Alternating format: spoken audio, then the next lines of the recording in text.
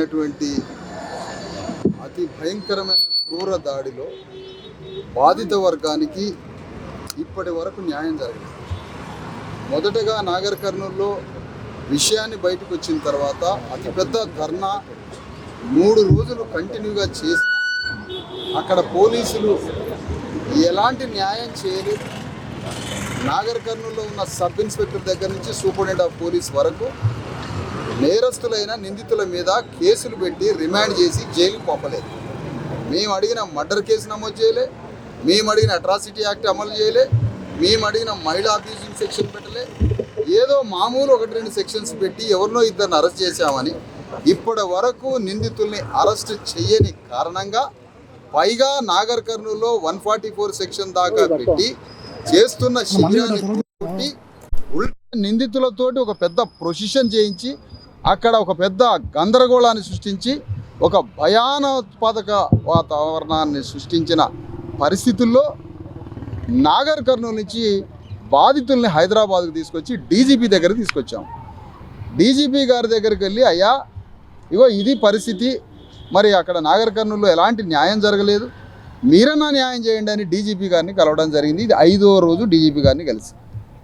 మరుసటి రోజే వారి నుంచి న్యాయం జరుగుతుంది, నిందితులందరినీ అరెస్ట్ చేసి రిమాండ్ చేసి జైలుకు పంపుతారేమో అనుకుంటే డీజీపీ గారి నుంచి ఒక అణువంత కదలిక కూడా లేదు.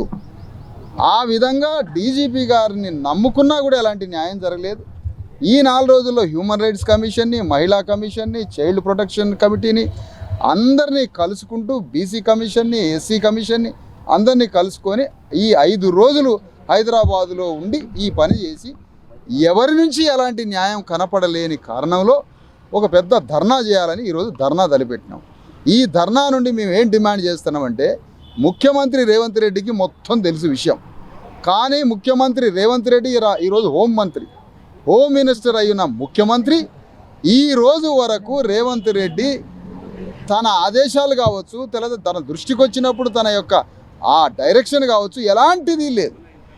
అందుకని మేము ఏం డిమాండ్ చేస్తున్నామంటే, ముఖ్యమంత్రి రేవంత్ రెడ్డిని, మీరు నిందితులైన తుకారం రెడ్డి అనేటువంటి సూత్రధారి ఆ గ్రామ సర్పంచ్, అతను ఇంతవరకు అరెస్ట్ కాలే, మధుకర్ రెడ్డి అరెస్ట్ కాలే, సతీష్ రెడ్డి అరెస్ట్ కాలే, శ్రీనివాస్ రెడ్డి అరెస్ట్ కాలే, ఆ గ్రామంలో ప్రధాన నిందితులైనటువంటి వాడు ఒక్కడు అరెస్ట్ కాలే. ఇమీడియట్గా వాళ్ళని అరెస్ట్ చేసి రిమాండ్ చేయకపోతే ఈ పోరాటం మరింత ఉధృతమై రాష్ట్ర వ్యాప్తంగా ఈ ఉద్యమం దావానలాగా అంటుకుంటుంది. మళ్ళీ నాగర్ కర్నూలు వేదికగా పోరాటం చేయాల్సి ఉంటుందని ఈరోజు హెచ్చరిస్తున్నాం ముఖ్యమంత్రి రేవంత్ రెడ్డిని. ఇమీడియట్గా నిందితులను అరెస్ట్ చేసి రిమాండ్కి పంపమని డిమాండ్ చేస్తున్నాం. దాని కొరకే ఈరోజు ఈ భారీ ధర్నాని చేపట్టడం జరిగింది. కొద్దిసేపట్లో అన్ని పార్టీల ప్రజాప్రతినిధులు అందరూ పాల్గొంటారు. ప్రస్తుతం మరి నెల్లికంటి సత్యం గారు ఎమ్మెల్సీ గారు, మిగతా నాయకులు, అనేక పార్టీల నాయకులు, పొలిటికల్ ఫ్రంట్ బాలరాజు గారు, ఇంకా చాలామంది చిరంజీవి గారు వాళ్ళందరూ వస్తున్నారు. ఇప్పుడు జరుగుతున్నటువంటి ప్రస్తుత పరిస్థితి ఇది.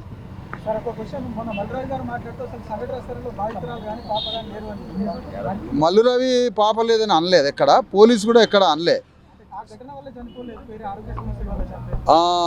ఘటన వల్ల ఎట్లా ఏ బేస్తో అంటాడు మల్లు రవి గారు గౌరవ పార్లమెంటు సభ్యులు ఏ విధంగా ఆ పాప సహజ మరణమని ఏ విధంగా చెప్పిండు, ఏ బేసిస్తో చెప్పిండు? 100% అక్కడ ఉన్నటువంటి గుడిలో జరిగిన కొట్లాట యుద్ధంలో కాళ్ళ దగ్గర పెట్టిన పాపని కాలుతో తంతే పాప మరణించిందని తల్లిదండ్రులు, లోకం, నాయకులు అందరూ చెప్తున్న మాట ఇది.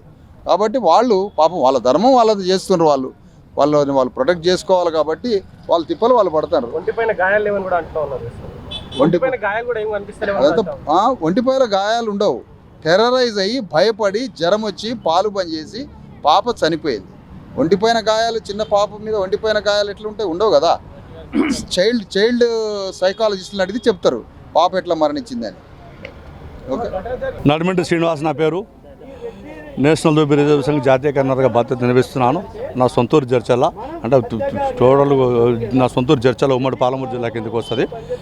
నాగర్ కర్నూలు ఘటన విషయంలో ఇప్పటికే అనేక కులాలుగా మేము బయటకు వచ్చి మాట్లాడడం జరుగుతుంది, సంఘాలుగా బయటకు వచ్చి మాట్లాడడం జరిగింది. మేము రజకులంలో ఉన్నాం కాబట్టి ఆ కుటుంబానికి బాధితులుగా కుటుంబానికి అన్యాయం జరిగింది కాబట్టి న్యాయం కోసం మేము ప్రయత్నం చేస్తున్నాం, పోరాటం చేస్తున్నాం దీంట్లో. మీ రజక కులం అని చెప్తా ఉన్నారు కాబట్టి అక్కడ ఉన్నటువంటి పరిస్థితిలో ఆ రోజు మీరు కూడా మొదటిగా అక్కడికి వెళ్ళడం జరిగింది. వెళ్ళినటువంటి తరుణంలో అక్కడ చుట్టుపక్కల ఉన్న వాళ్ళు కూడా చాలామంది ఆ సొంత కులపు వాళ్ళే అక్కడ రెడ్డిలకు సపోర్ట్ చేసినటువంటి పరిస్థితి కనిపించింది. ఎందుకంటారు అట్లా? అక్కడ ఆ కుమ్మరి గ్రామంలో మా సొంత కులం వాళ్ళు ఒక 4-5 ఇళ్ళ కంటే ఎక్కువ లేవండి. పెద్ద కుటుంబాలు కావు అక్కడ, ఒక 3-4-5 ఇళ్ళు. అక్కడ ఉన్నటువంటి చుట్టుపక్కల వాళ్ళందరూ కూడా అక్కడ అంటే పాపను తన్నలేదు, పాపను ఏం అనలేదు, పాప తనకు ఉన్నటువంటి ఆరోగ్యరీత్యానే చనిపోయింది, వాళ్ళు ఎవరు తనలేదని కూడా చెప్పినటువంటి పరిస్థితి. ఎవ్వరు చెప్పలేదండి. 3 రోజుల వరకు ఎవరు కూడా మాట్లాడలేదు, ఏ ఛానల్స్ మాట్లాడలేదు. మేము ఎప్పుడైతే గొంతెత్తి మాట్లాడడం స్టార్ట్ చేసినామో దాని తర్వాత వాళ్ళు కూడా బలవంతంగా బయటికి పిలిపించిండ్రు వాళ్ళని అంటున్నాం. మేము ఎందుకు పిలిపించిండ్రు అంటారే, అందరు వాళ్ళ పక్షం మాట్లాడతాం, మరి మా పక్షం ఎవరు మాట్లాడాలి? కాబట్టి మీరు మాట్లాడండి.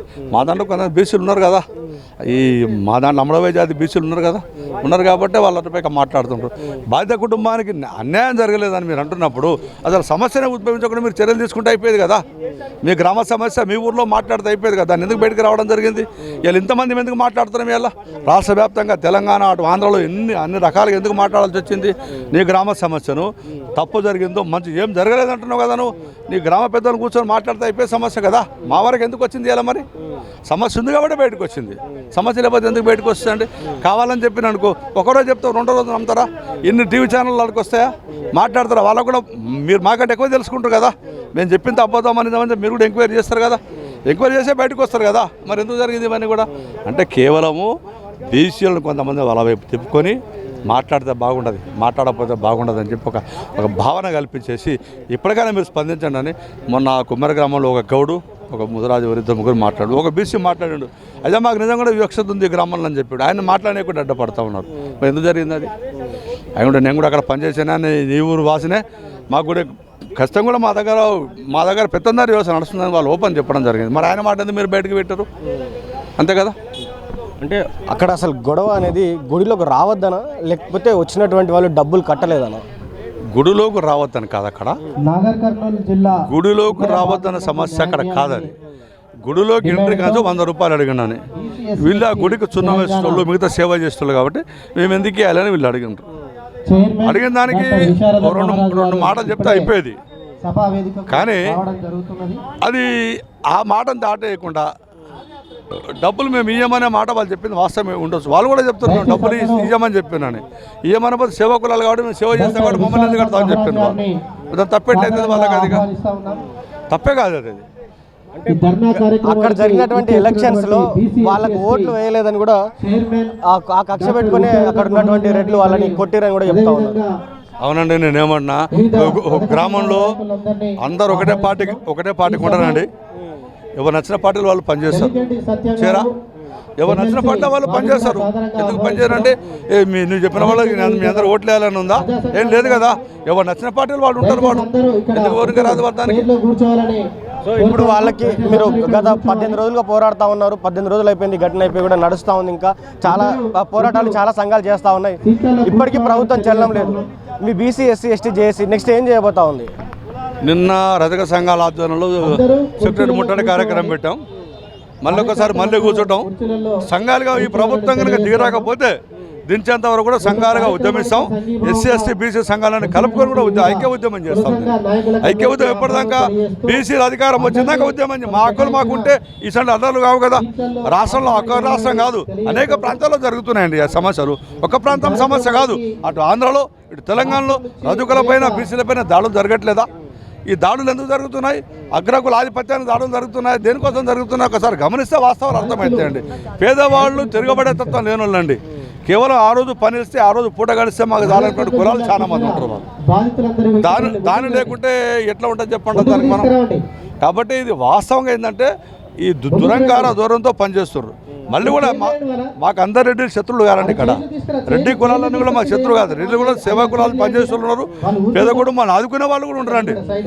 మేము ఎవరైతే బాధితులు దాడి చేసారో దాడితులనే మేము మాట్లాడుతున్నాం తప్ప యావత్ రాష్ట్రం అంతా కూడా వాళ్ళు అనుకుంటే మాకు తప్పలేదండి. రాష్ట్రం రెడ్డి రాజ్యం అని వాళ్ళు అనుకుంటే మేము తప్పులేదు. మేము ఖచ్చితంగా కూడా రెడ్డి రాజ్యాన్ని పోగొట్టడానికి మా వంతు ప్రయత్నం చేస్తాం. లేదు బలహీన వర్గ రాజ్యంలో మా వంతు పాట మేము పోషిస్తామంటే ఖచ్చితంగా అందుబాటులో ఉంటాం దానికి. ఇది చాలా దుర్మార్గమైనటువంటి చర్యను ఈరోజు వాళ్ళు సమర్థించుకుంటున్నారు.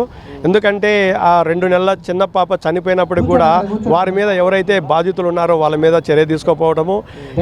ఈరోజు రజక కుటుంబం అనేటటువంటిది రజకులకు ఆర్థికంగా రాజకీయంగా అండదండలు లేవు. రాజకీయంగా అండదండలు ఎవరైతే ఉన్నారో వారికి మాత్రమే న్యాయం జరుగుతుంది. ఇప్పటి వరకు కూడా ఈరోజు ఒక చిన్న సమస్యను రాష్ట్ర వ్యాప్త సమస్యగా దీన్ని తీర్చడం చాలా వరకు దుర్మార్గమైనటువంటి విషయము.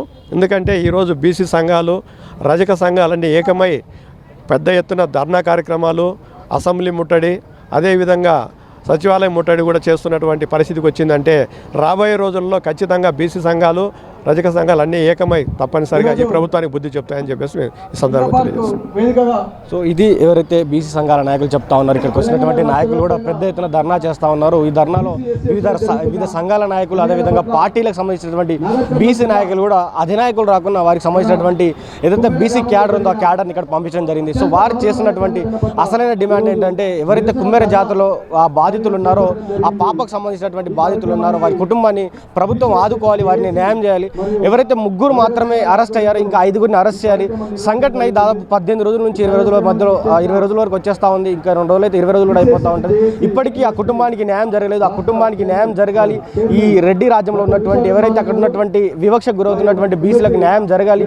ఈ రెడ్డిలకు బుద్ధి చెప్పాలంటే వాళ్ళకి న్యాయం జరగాలని కూడా వారందరూ డిమాండ్ చేస్తూ ఉన్నారు. సో చూద్దాం ప్రభుత్వం ఎలాంటి చర్యలు తీసుకోబోతా ఉంది. అదేవిధంగా ఇక్కడ వచ్చినటువంటి విశారద మహారాజ్ గారు కావచ్చు, మిగతా నాయకులు ఎవరు కావచ్చు, వారు నెక్స్ట్ ఏ విధంగా పోరాడతారు. మొన్న కూడా చాలా బీసీ సంఘాలు కూడా ఈ సంబంధించినటువంటి పోరాటాలు చేశారు, ఇక్కడ ధర్నాలు చేశారు. మళ్ళీ రానున్నటువంటి రోజులు ఇంకా ధర్నాలు చేస్తామంటున్నారు, సెక్రటరీ ముట్టడి చేస్తామని చెప్తా ఉన్నారు. మరి ప్రభుత్వం స్పందిస్తుందా, మిగతా 5గురిని అరెస్ట్ చేస్తుందా, వీళ్ళకి న్యాయం జరుగుతుందా లేదా కూడా ప్రభుత్వం తీసుకునే చర్యలపైన ఆధారపడి ఉంటుంది. కాబట్టి ప్రభుత్వం ఎలాంటి నిర్ణయం తీసుకున్నదో కూడా వేచి చూడాల్సిన అవసరం అయితే ఉంది. సో ఇది ఇప్పటివరకు అప్డేట్స్ చూస్తూనే ఉండండి దిశ టీవీ. నేను మీ journalist Srikanth with video journalist Praveen from Indira park.